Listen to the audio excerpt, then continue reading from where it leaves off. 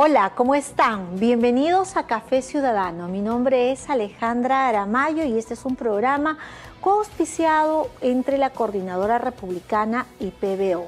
PBO, que es una multiplataforma y que permite que nos conectemos ustedes y yo a través de la radio. Si usted busca la frecuencia 91.9, tenemos 250 repetidoras. Nos ven desde Tumbes hasta Tacna, Oriente, Occidente y Cordillera a través de PBO.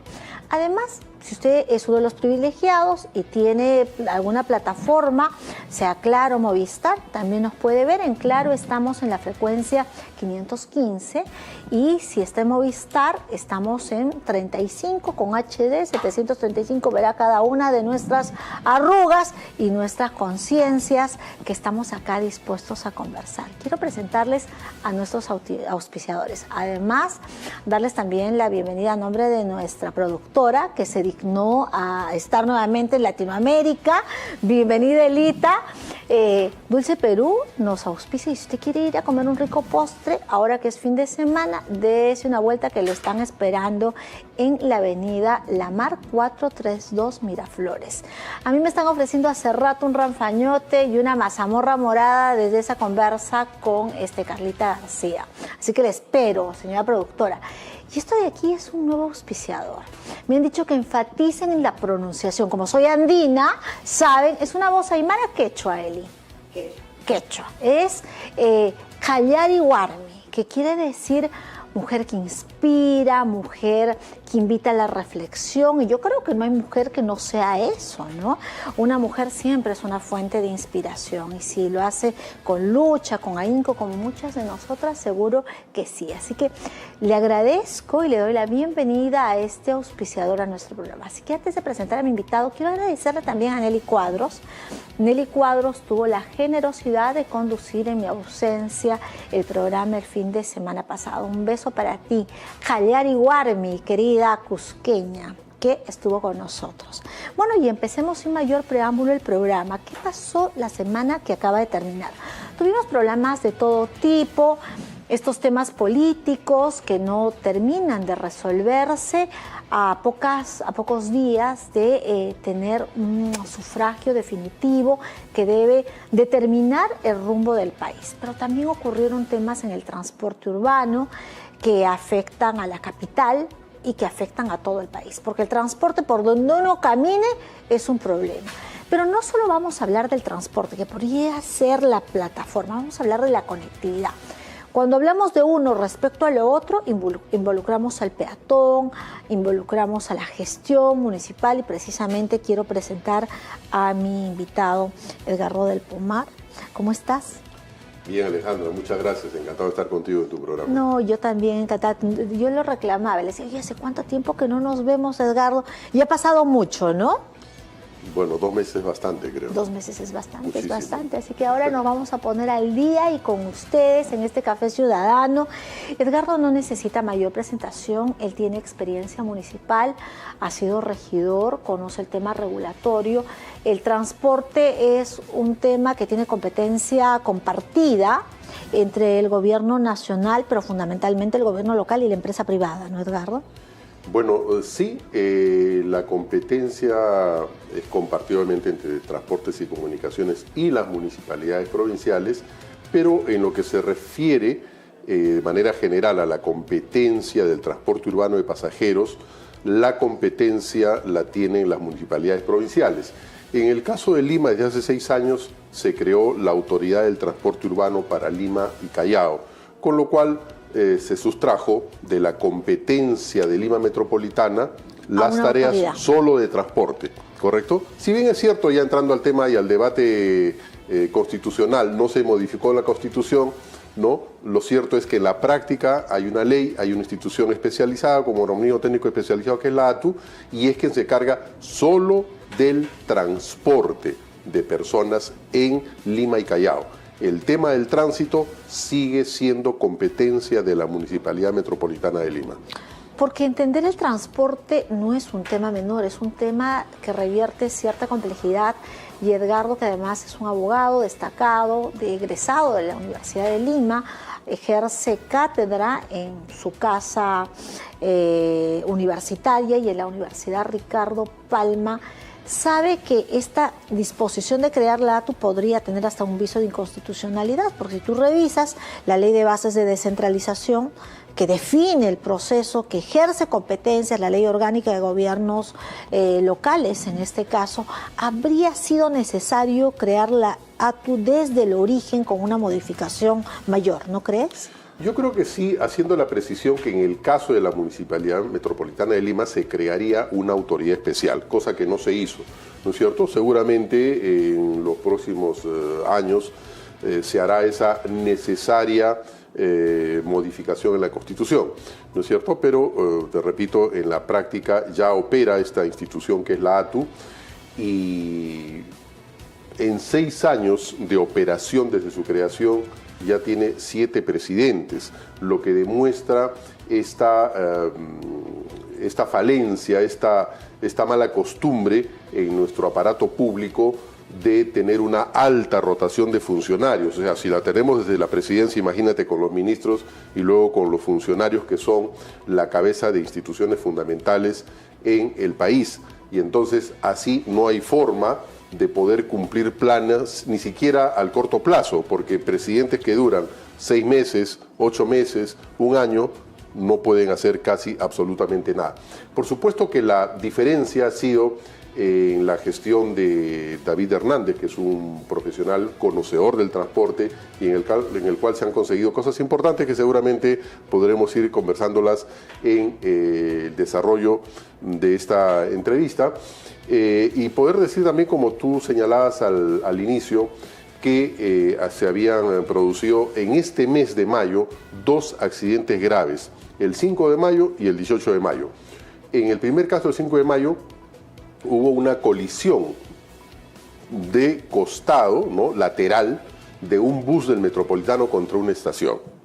Hasta el momento no hay resultados de la pericia técnica, no sabemos si fue una falla, un error humano o fue una falla técnica, un desperfecto técnico.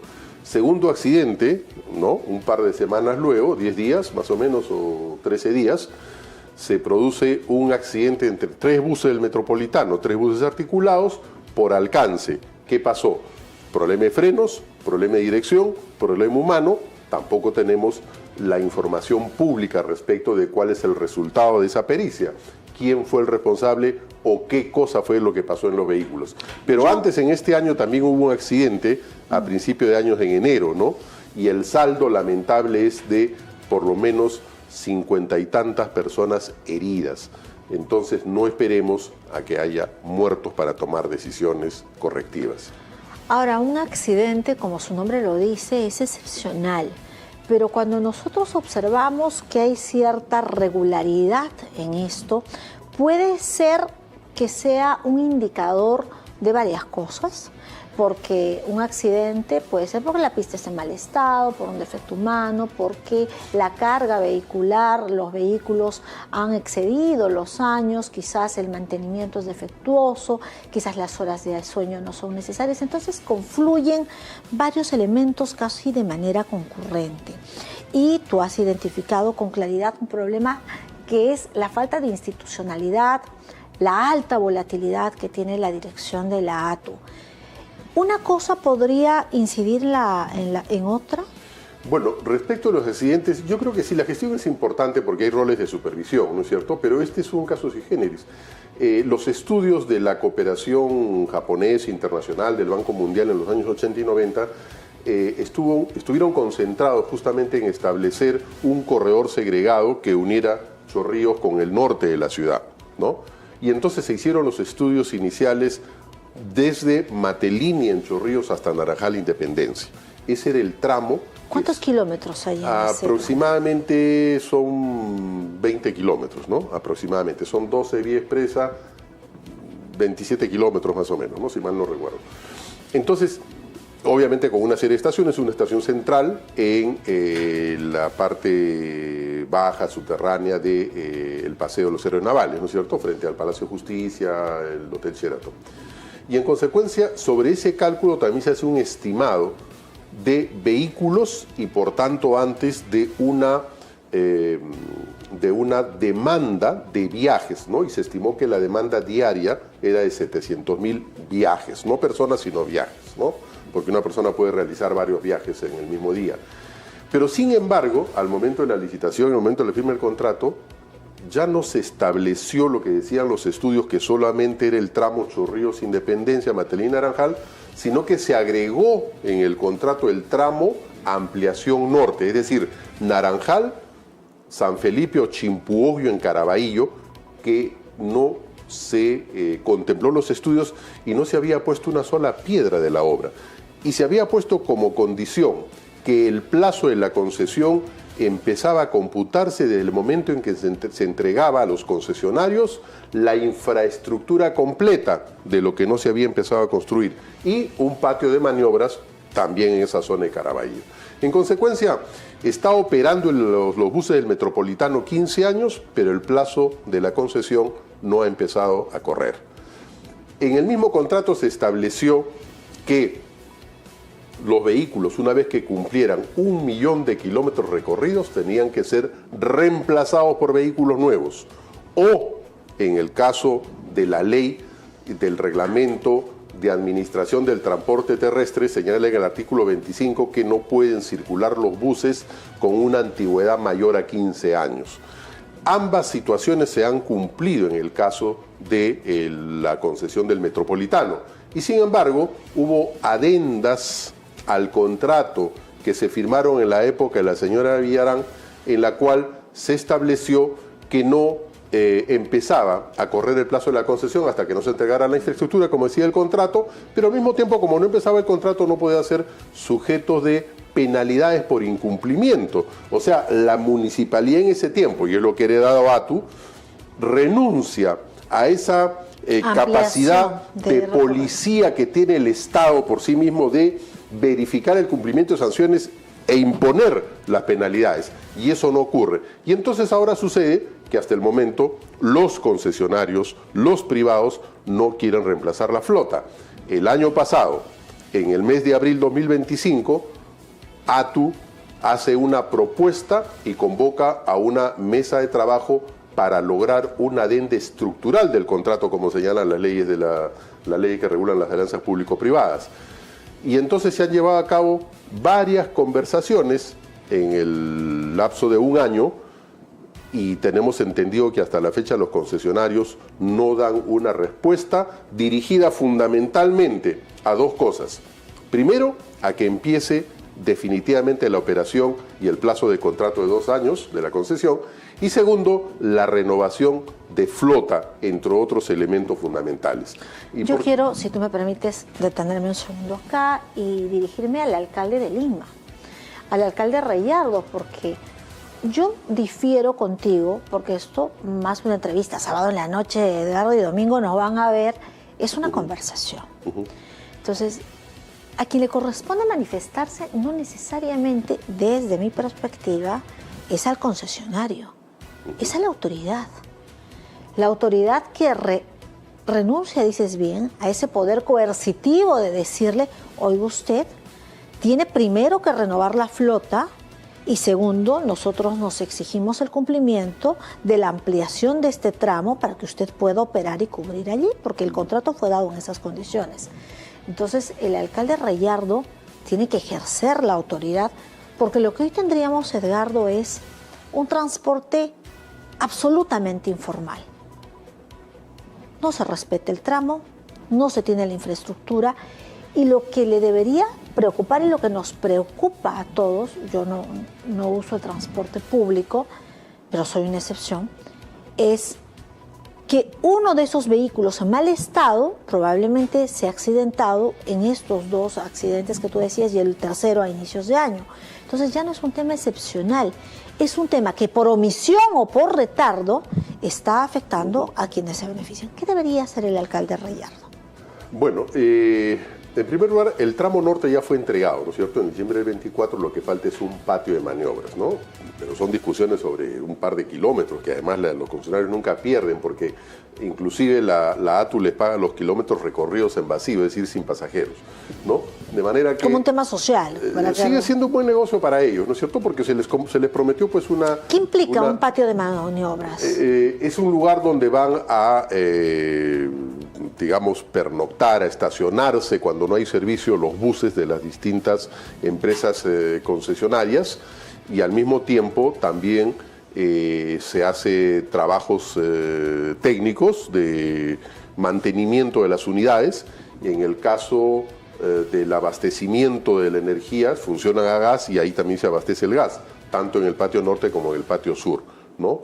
Hay una empresa también que tiene la concesión del abastecimiento. Es un patio de operaciones, podrá ir a comer, a tomar una ducha, el conductor. A descansar los conductores, etcétera, llenar los reparan.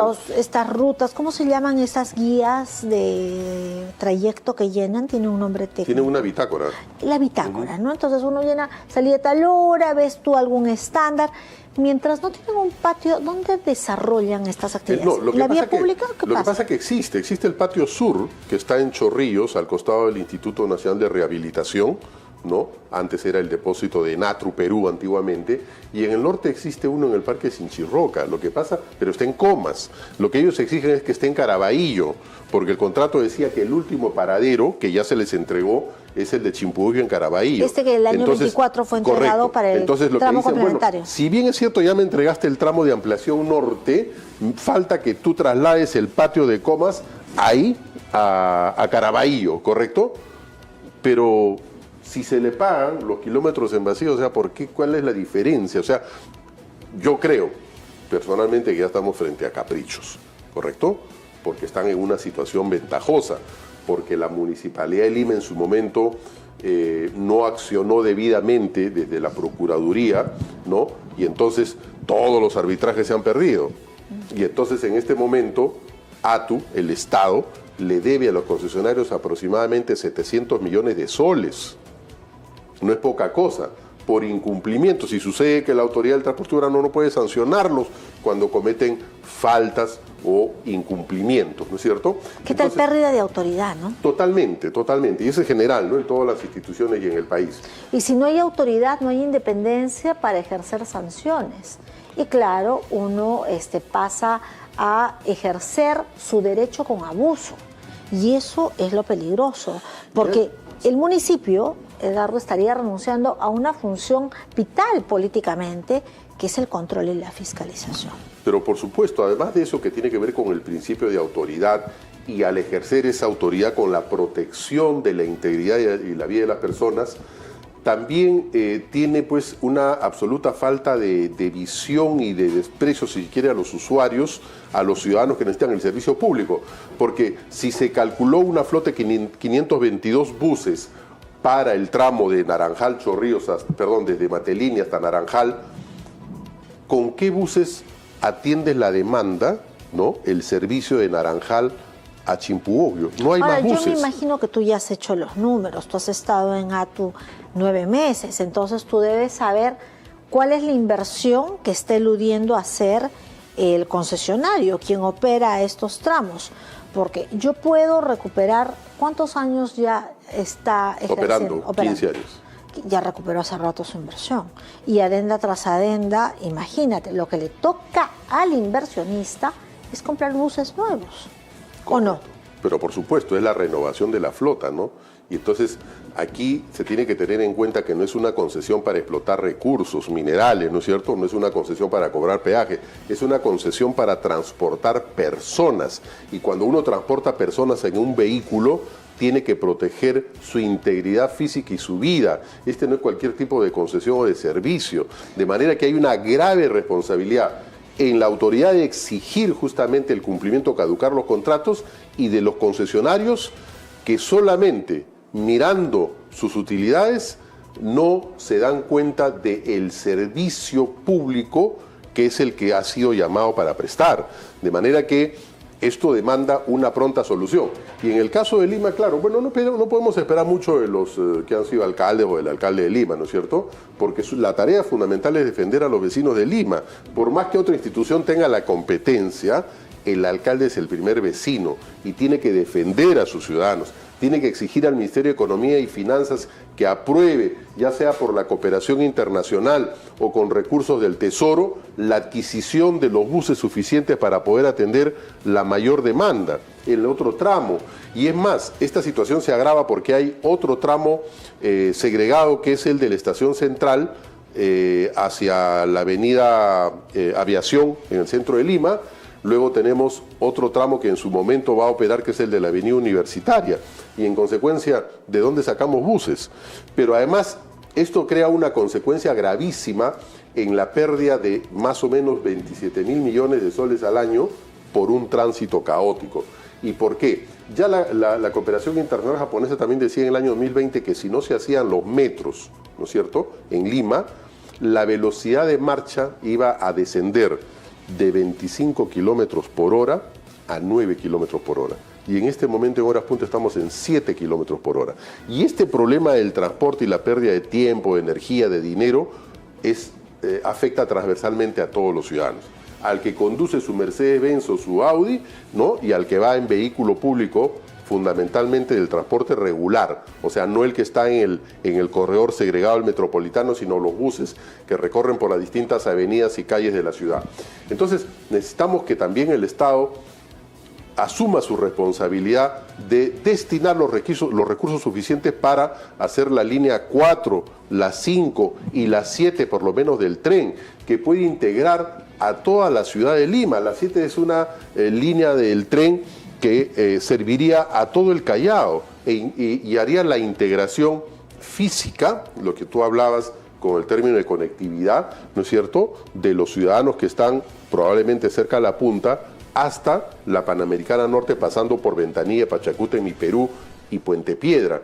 Y hay otra línea que también en su momento va a pasar hacia Ancón y podría acercarnos justamente a Chancay, ¿correcto? Porque es un polo de desarrollo. Tenemos un parque industrial que se va a desarrollar en Ancón y ahí va a haber gente que va a trabajar, miles de peruanos, ¿no? Y al mismo tiempo en el puerto.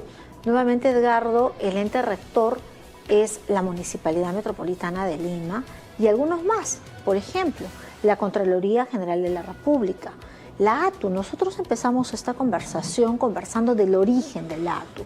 Cómo es que se había desprendido unas competencias municipales a entregar a la Autoridad de Transporte Urbano. Y hoy terminamos esta conversación revisando si estos procesos son suficientes y las personas. Porque del transporte depende todo. Porque el transporte es un tema neurálgico.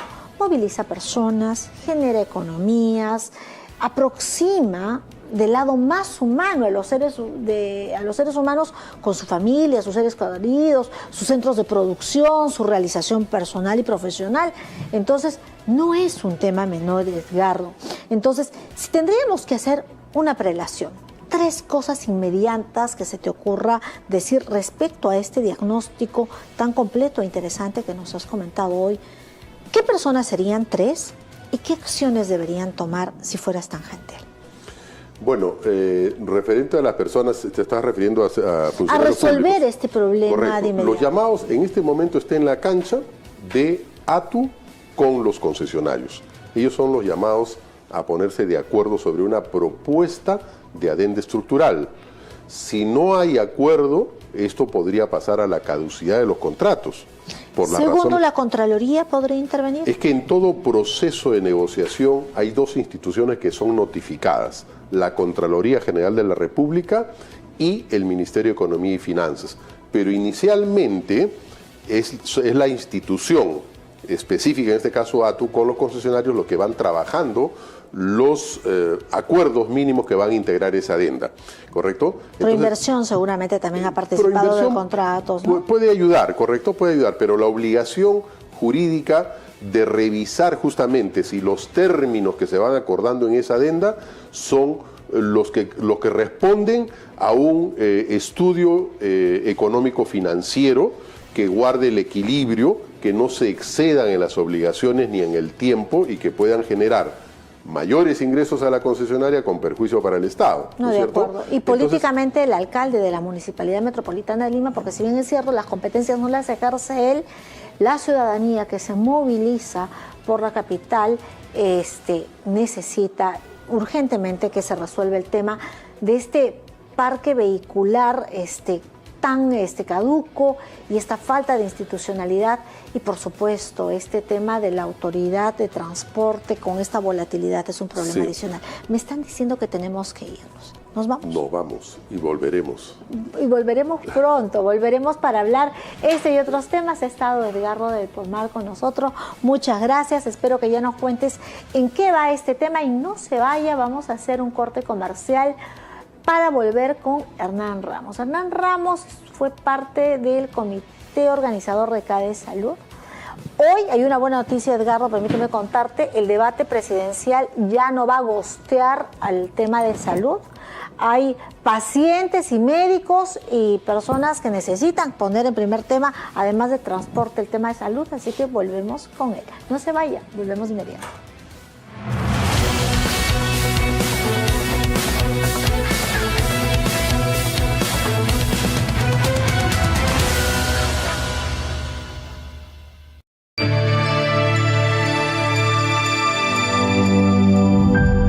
Está viendo PBO.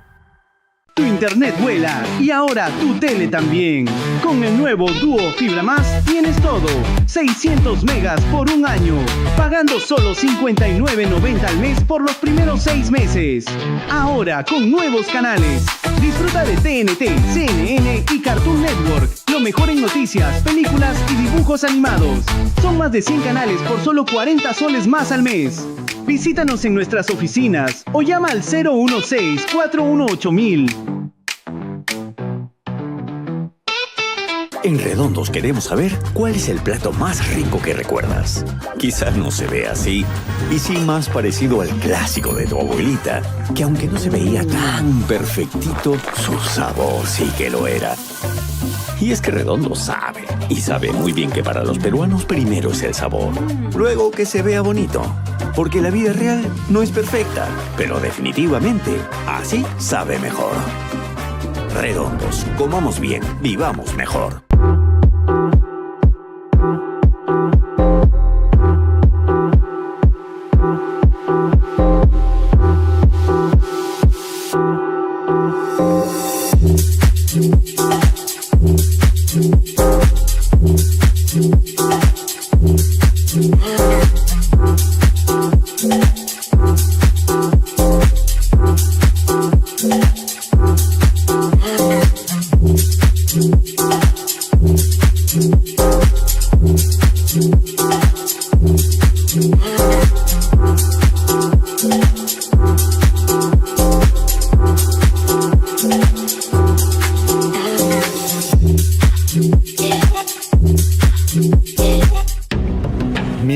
David Levy, y hace más de 22 años que viajo personalmente a los lugares más remotos del mundo para conseguir las más exclusivas, tradicionales y modernas alfombras. Mi relación personal con los mejores proveedores le asegura a mis clientes las más finas alfombras a los mejores precios del mercado, como esta alfombra Britton a $450. En Consorcio Persa, nuestra pasión son las alfombras y nuestra misión es brindarle a nuestros clientes el servicio personalizado que se merecen.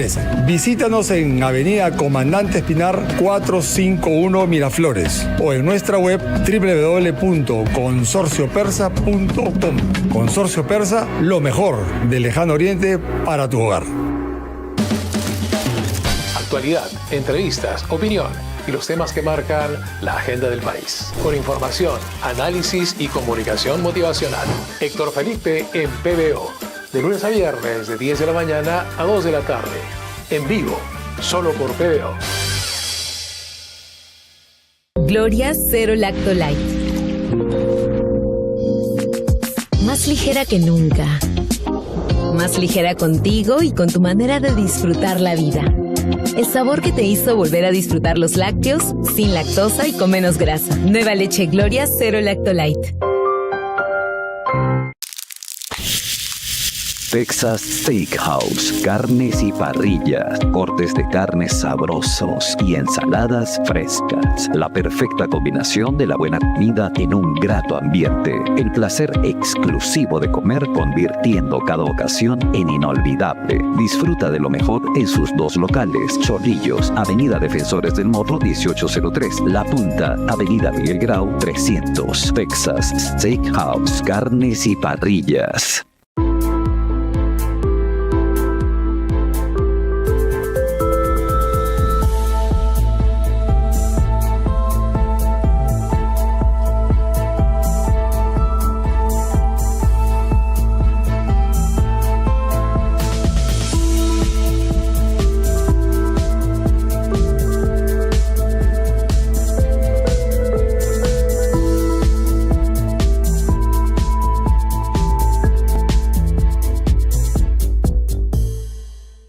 Zapping es televisión por internet. Reúne tus mismos canales de siempre en una app que puedes ver desde todos tus dispositivos. Para ver tele ya no necesitas decos, antenas ni cables. Y ahora Zapping se une con Yape, la mejor promoción que vas a encontrar para ver tus programas favoritos y los partidos de L1 Max en HD. Accede a Yape Promos para tener un 40% de descuento en tus primeros 3 meses y disfruta de tus canales favoritos con la mejor tecnología. Te invito a seguir navegando por nuestra web zapping.pe y accederás al descuento automáticamente.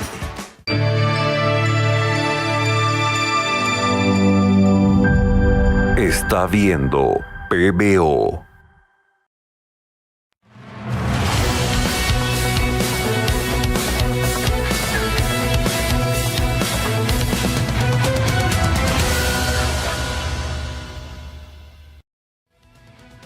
Bienvenidos. ¿Ya tomó su café? Me alegra mucho, quizás sea tiempo de acompañarlo con un rico postre de dulces peruanos y si quiere evocar una idea de una mujer inspiradora, piense en Hayari Warmi, que es nuestro auspiciador y le estamos dando la más cordial bienvenida. Está sintonizando este programa Café Ciudadano por la multiplataforma de PBO. Recuerde que estamos en frecuencia 515, Claro, Movistar 735, en la frecuencia modulada 91.9 y ya sabe que todo el Perú se conecta en PBO a través de las 250 repetidoras que tenemos. Hubo un tema que comentábamos en los debates presidenciales y ha hablado de todo menos de lo más importante. Y para tratar ese tema hemos invitado a un profesional de la salud, es Hernán Ramos. Hola, querido Hernán, ¿cómo estás? Hola, Alejandra. Buenas Qué gusto noches. verte. Gracias, el gusto es mío. Hernán es médico cirujano egresado de la Universidad Nacional Mayor de San Marcos, es actual gerente general de la Asociación de Clínicas Particulares del Perú. Él tiene 2 décadas de trayectoria ejecutiva optimizando la dirección, regulación y financiamiento de sistemas de salud a nivel nacional. Tiene varios másteres que voy a modestamente, amigo, mencionar algunas. Es máster en Dirección y Gestión de Sistemas de Seguridad Social de la Universidad Alcalá de Henares, egresado del MBA de EUSIN y estudios de posgrado en Ciencias y Políticas de Gobernabilidad y ha ejercido roles en la alta gerencia como gerente general de CISOL, superintendente adjunto en Regulación y Fiscalización de Salud y varios otros cargos. Además ha sido jefe de prestaciones económicas en E-Salud. ¿Por qué es importante presentar a nuestro invitado de tal forma? Porque no solamente estamos hablando de un académico, sino de un gestor y que está en la práctica de salud. Cuando hablamos la vez pasada, comparábamos los planes de gobierno, ha decantado el tiempo, Hernán, y son 2 posturas, la del señor Sánchez y la señora Fujimori, de cara al proceso electoral y con una agenda importantísima, que la vuelta del sarampión, que la anemia, y todo esto tiene un eje fundamental que es la inmunización y el tema de vacunas. ¿Te parece si empezamos por ahí? Por supuesto. En efecto, el Perú está hoy día, que es la semana, bueno, a la semana 18, a la semana epidemiológica 18, según el propio ministerio, tenemos 3 brotes activos, digamos, importantes, ¿no? Por un lado, dengue, que ya no es algo novedoso. Ni del oriente nada más. Exacto, que se extiende, además acompañado del niño costero, hace que el dengue se mantenga durante estas épocas en las que normalmente no había, y ya hemos llegado a 20.000 casos, ya tenemos 24 fallecidos, y las regiones más afectadas son San Martín, Madre de Dios, Loreto, Ica, Cayali, Lambayeque, Ica, la propia Lima, ¿verdad? A la par tenemos sarampión, una enfermedad que habíamos dejado de tener gracias a nuestras excelentes coberturas de vacunación que superaban el 97-98%, y que lamentablemente desde la pandemia ahora hemos estado en coberturas que no superan el 92%, ¿no? Y esto es importante porque la gente dice, uy, pero 70% y estamos celebrando la... No, 70% significa que hay un 30% de personas que no se vacunaron. Y si al año siguiente se llega a 80%, le estamos sumando 20% más. Y así, conforme no vamos llegando a las coberturas, la cantidad de personas no vacunadas, por lo tanto susceptibles a ser enfermedad y a desencadenar un brote, va aumentando, hasta que llega un momento en que aparecen los casos. Y estos casos aparecieron en Lima, los primeros 3 casos, ¿verdad?, confirmados, que aparecieron en San Isidro, en un distrito de alto ingreso, digamos. Y después hubo un silencio que yo creo que es de no notificación, ¿ok? Y hoy tenemos un pico en Puno. Entonces hemos llegado a un pico de casos en Puno. Y con un sarampión que no solo está afectando niños, sino también personas adultas, ¿no? Y por último, tosferina, que también está causando muerte, ¿no? Entonces son 3 enfermedades que tienen que ver con salud pública, con cultura de las personas, de los ciudadanos, no con nivel educativo ni de ingresos, ¿sabes? Estoy hablando con cultura, con el hecho de comprender que la salud es algo que nos toca responsabilizarnos los ciudadanos también por nuestra salud, y aclarar la información y saber buscar la información. Y tiene que ver con el rol del Estado de ser capaz de brindar información suficiente. Entonces hay seguramente más factores como problemas de presupuesto. Ha habido una reducción del presupuesto para vacunas, ¿no?, a pesar de que el presupuesto ha aumentado. Yo tengo ahí una duda y una reflexión, ¿no? La primera es, ¿el mecanismo más eficiente que tiene un país para prevenir una enfermedad es la inmunización? ¿Es las vacunas? ¿Ese es el mecanismo más eficiente? Cuando hablamos de inmunización, estamos hablando de enfermedades prevenibles por inmunización. Correcto. La inmunización no solo, yo diría que es una de las formas más importantes de prevenir enfermedades infectocontagiosas, sino que además es un indicador que nos demuestra qué tan accesible es nuestro sistema de salud. Correcto. Porque la vacuna implica todo un desarrollo de información, educación, de recurso humano que tiene que llegar hasta el punto donde se encuentran las personas, de logística, de equipamiento. Entonces la manera correcta de decir es inmunización y prevención. Sí, la inmunización es una de las formas de prevención de casos graves de enfermedades o de prevención de la aparición de enfermedades, ¿no? Nosotros desaparecimos la polio gracias a la vacunación. ¿Y cuánto se está trabajando con eso? Porque bien dices, sarampión, ¿hace cuántos años no había sarampión en el país? Y le vuelve a caer lluvia sobre mojado en el caso de Puno, que los indicadores de anemia eran los más altos nacionales. Y ciertamente tiene que ver con un tema idiosincrático de cosmovisión andina. No quiero que me vacunen porque me van a poner cualquier cosa, me afectan. Y la anemia es irreversible, te condena a la pobreza, te quita competitividad y todo. Entonces, Si es tan importante, ¿dónde van los esfuerzos del país? Yo quisiera entender eso. Eso es algo fundamental.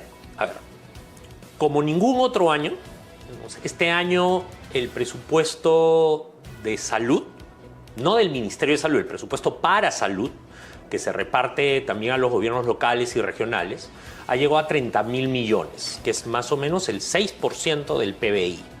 Ya. ¿Sí? Es una cifra histórica, digamos. Mayor, ¿no? Sí. Además, tenemos el 95-97% de nuestros establecimientos de salud, tanto de los públicos como de los privados, son establecimientos de salud del primer nivel de atención.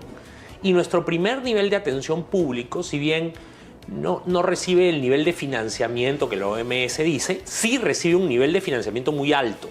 Cerca del 30-40% del financiamiento está en el primer nivel, a diferencia de salud que solo le da el 9%.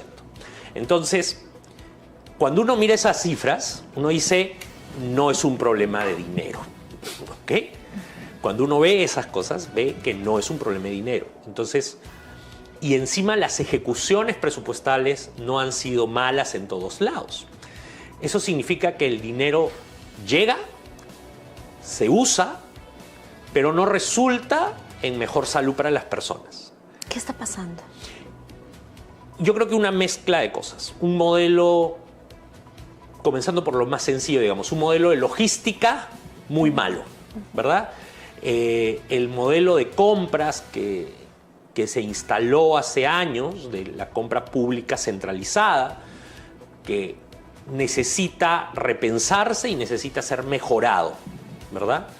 Porque quizás no centralizado en Lima, sino centralizado por regiones, de acuerdo a las patologías. La idea de centralizar el modelo era que eso permitiera un mejor poder de negociación. Pero lo cierto es que el modelo no funciona y las compras terminan haciéndose a fin de año y por regiones, ¿no? Entonces los presupuestos se trasladan en los 2 últimos trimestres del año para que las regiones compren. Entonces ya tuviste un semestre del año sin abastecimiento de productos estratégicos. Luego tienes una crisis de recursos humanos. No solamente hay falta de recursos humanos, sino que el recurso humano que tenemos necesita un sistema de gestión del talento. Es decir, tú no basta con que tú seas el mejor médico, la mejor enfermera que llegó al establecimiento, digamos, porque entraste por un concurso público, entonces le has ganado a otros para entrar ahí. Pero ¿y qué pasa después de 2 años, de 3 años? ¿Qué se hizo con ese recurso? ¿Ese recurso sigue actualizado, sigue teniendo los incentivos para hacer su trabajo? Tenemos personal heroico, nunca falta, por ejemplo, las enfermeras que aparecen en medio del río, cargando su termo al hombro y llegando a vacunar. Pero esos son esfuerzos que no son esfuerzos generalizados y además no son los esfuerzos que deberían darse. Esa persona no debería estar andando en el río cuando debería ser movilizada adecuadamente, de forma segura, sin arriesgar su vida y llegando a la población a la que tiene que llegar en los puntos donde tienen que vacunarse. En medio de tanta tecnología, además, en medio de tecnología que nos permite saber dónde están las personas, no podemos registrar a las personas. Por ejemplo, tuviste el caso de anemia. No sabemos cuántos niños y dónde están, quiénes son, cómo se llaman, qué edad tienen. No podemos registrar sus hemoglobinas y no podemos luego seguirlos para saber el acompañamiento para el proceso de... Entonces, todo eso requiere una gestión detrás del recurso humano para que ese recurso humano siga teniendo la misma valía, siga teniendo competencias y esté incentivado y no abandone. ¿Okay? Hemos tenido personal que está en zonas alejadas y que busca regresar a las zonas urbanas porque estar en zonas alejadas implica desactualizarse, implica arriesgar su vida. Y por eso nunca tenemos a los médicos especialistas en las zonas periurbanas. O sea, terminamos teniendo postas con infraestructura, pero no personal asistencial ni personal médico.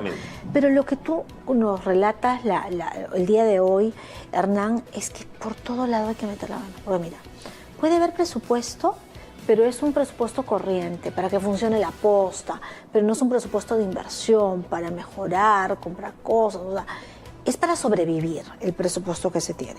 Hablamos de que hay profesional médico, pero desincentivado, sin una mirada colectiva, sin un programa de retención de talento, que no necesariamente puede ser pecuniario, sino puede ser reputacional, de repente quieren que le paguen un posgrado, un estudio, yo qué sé. Y hablamos finalmente del gobierno, que es clientelista al momento de tomar decisiones a nivel intermedio, de quién es gerente o director de salud, y no se privilegia la capacitación. Entonces, ¿por dónde empezamos? O sea, ¿por dónde podríamos empezar a resolver este diagnóstico que tú conoces perfectamente, pero ¿qué es diagnóstico? O sea, yo quisiera invitarte a pasar a la propuesta, porque debe haber personas con competencias que nos ven hoy y decirles, oye, mira, quizás la solución al problema de salud, que es un problema vital, cuando no se toman decisiones en salud, no es que la obra se retrase, es que una persona puede morir. Entonces, ¿por dónde podríamos empezar ya la propuesta? A ver, es una situación complicada porque no estamos hablando solo de comenzar a hacer inversión en infraestructura y recursos humanos, que va en formar recursos humanos, digamos, que va a demorar. Hacer eso implica decirle a los ciudadanos, espérese, usted se va a morir, sus hijos no van a tener oportunidades porque van a tener anemia, su cerebro no va a terminar de formarse, etc. Pero las siguientes generaciones, dentro de 10 o 15 años, ya van a estar bien. No podemos hacer eso. Entonces la respuesta es muy complicada porque implica cosas de muy corto plazo que hay que hacer para que las personas se atiendan ya, hoy, ¿no? O sea, necesitamos hacer cosas que permitan que la gente se atienda hoy. Y eso obviamente no pasa por inversión en infraestructura, ¿verdad? Necesitamos ampliar la oferta asistencial sin tener que incrementar los ladrillos. Eso implica mirar al sector privado. Nosotros desde el sector privado hemos dicho mirar al sector privado. Mirar al sector privado, por ejemplo, en el caso de cáncer, ¿no? El 74% de los cánceres se diagnostican por la presentación clínica, ¿ok? O sea, cuando ya tienes síntomas. Entonces, como es lógico, el 31% de esos cánceres y el 21% también están en periodo 4 y estadio 3.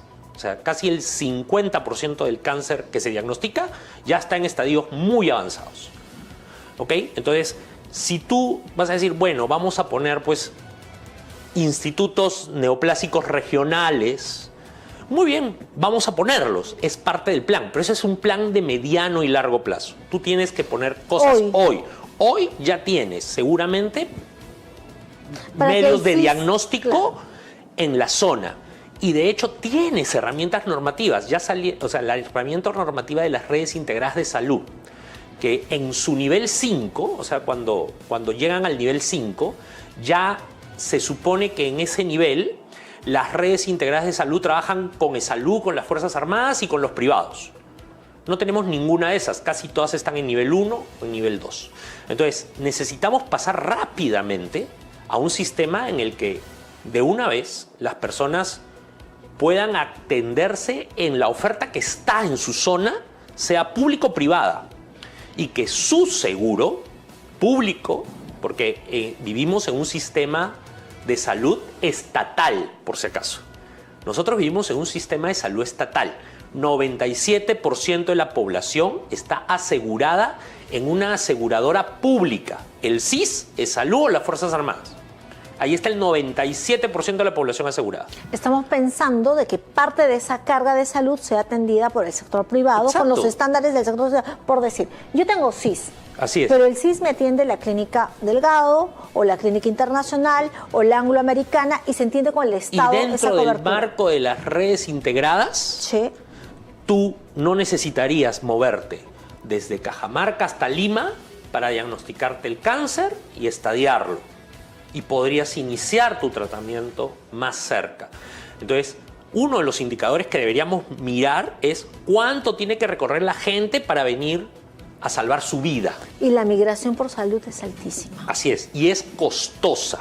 Costosa. Y te desprende para de tu el núcleo paciente, para la familia, de tu tejido así de es. Contención social. Y es emocional. costosa también para el sistema, Así es costosa para las IPRES públicas, es costosa para el CIS, es costosa para el salud. Cuando hay oferta privada que puede resolver esos problemas. ¿Y qué hace Entonces, falta? ¿Una ley? ¿Una decisión? hace falta una decisión y un decreto supremo, es decir, el Ejecutivo que entre dentro de... El Ejecutivo que Aquí vamos a elegir cita. dentro de 3 semanas, delitos, o sí. mañana en el debate seguramente sí. alguien hablará de esto, nos debería decir, vamos a sacar un decreto qué? supremo, ¿Se licita vamos a los sacar un mejores decreto costos supremo, para quien atiende así es, ciertas... un decreto supremo para hacer redes integradas. Primero para el primer nivel de atención, en donde la gente se adscribe, ¿no? Yo me adscribo, entonces, como en el Reino Unido, digamos, ¿no? Yo me adscribo al doctor tal, y ese doctor, yo le entrego un grupo de población y le digo, usted tiene que entregarme estos resultados. Tiene que hacer que las personas de acá dejen de ir todos los fines de semana a la emergencia porque tienen asma y no se controlan, o que están siempre con la glucosa alta.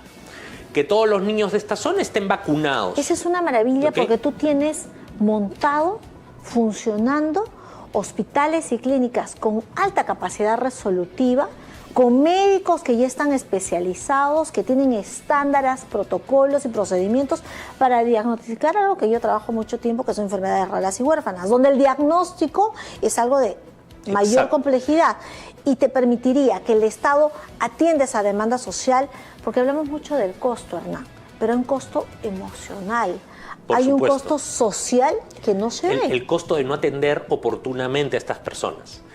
Y además, otra cosa que se debería hacer, porque cuando uno habla de estas enfermedades, uno piensa, necesito tener un cardiólogo en la posta, necesito tener un endocrinólogo en la posta, necesito patólogo. tener un especialista en enfermedades genéticas, un especialista en cáncer.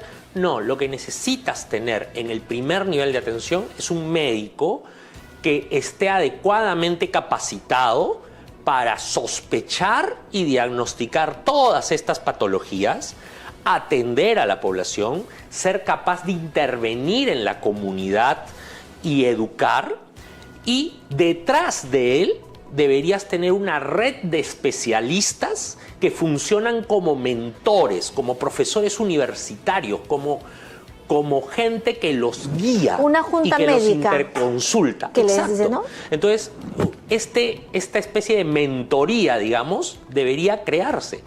En la pandemia se hizo este famoso sistema piramidal para las UCIs, porque no había los suficientes médicos intensivistas. Entonces los médicos intensivistas capitaneaban a los médicos de otras especialidades que manejaban los ventiladores mecánicos en las UCIs, porque había demasiada demanda. Pues el modelo debe ser el mismo para otras enfermedades. Oncólogos que con su experiencia de repente ya no hacen actividad clínica, pero pueden guiar a las personas, y este puede ser un compromiso que se financie, porque la pregunta es, ¿y de dónde sacamos plata? Bueno, ahí tenemos mecanismos como obras por impuestos, como servicios por impuestos, que debería reglamentarse, como asociaciones público-privadas. Y se me ocurre, ¿verdad? Hernán, de que esto debería generar un círculo de gestión de conocimiento. O sea, no es que no atiendas el sector público, sino con la experiencia del privado tú generas valor en el sector público. Así es. Y se fortalecen mutuamente. El otro tema fundamental en esto es que debemos implementar un sistema de ética y transparencia absolutamente radical. Ahí sí hay que radicalizarse. Hay que radicalizarse en la ética y en la transparencia. ¿Por qué? Y ponerle a todos los gestores de todo nivel indicadores. O sea, no basta con que entres por concurso a ser gerente de salud de la red tal, no basta con que entres a ser presidente ejecutivo por concurso. Cada 6 meses o cada año debería ser evaluado tu continuidad por los indicadores y los resultados que generaste. Y eso está en manos del próximo Congreso, de crear un sistema de gestión amarrado a servir, amarrado al Ministerio de Trabajo, a donde sea que tengas que amarrarlo, para que los funcionarios públicos sean evaluados por sus resultados. En el sector privado es lo mismo, te evalúan por tus resultados. Tu cargo depende de los resultados que le produces. De desempeño, claro. Y claro, en el sector privado tú tienes un dueño, ¿no? En el sector público hay que entender que el dueño somos todos. Así es. Yo quiero agradecer tu visita, interesante, porque de este diagnóstico sombrío ya los ojitos me brillan. ¿Saben por qué?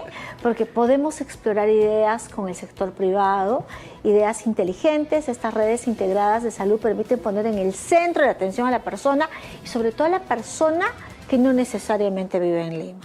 A ese 70 y tantos % que estamos siendo atendidos por el sector público, nos mira con especial atención.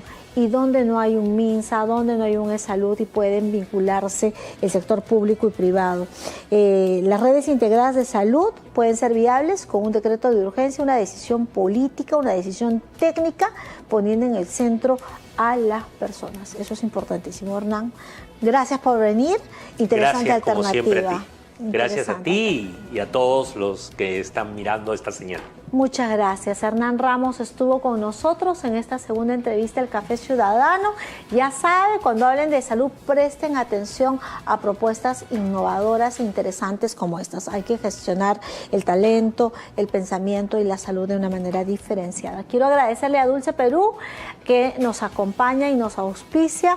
También quiero darle la bienvenida a Hayari Warmi, que es esta fundación que visibiliza a las mujeres. A PBO y la Coordinadora Republicana. Nos reencontramos en un siguiente programa. Permiso.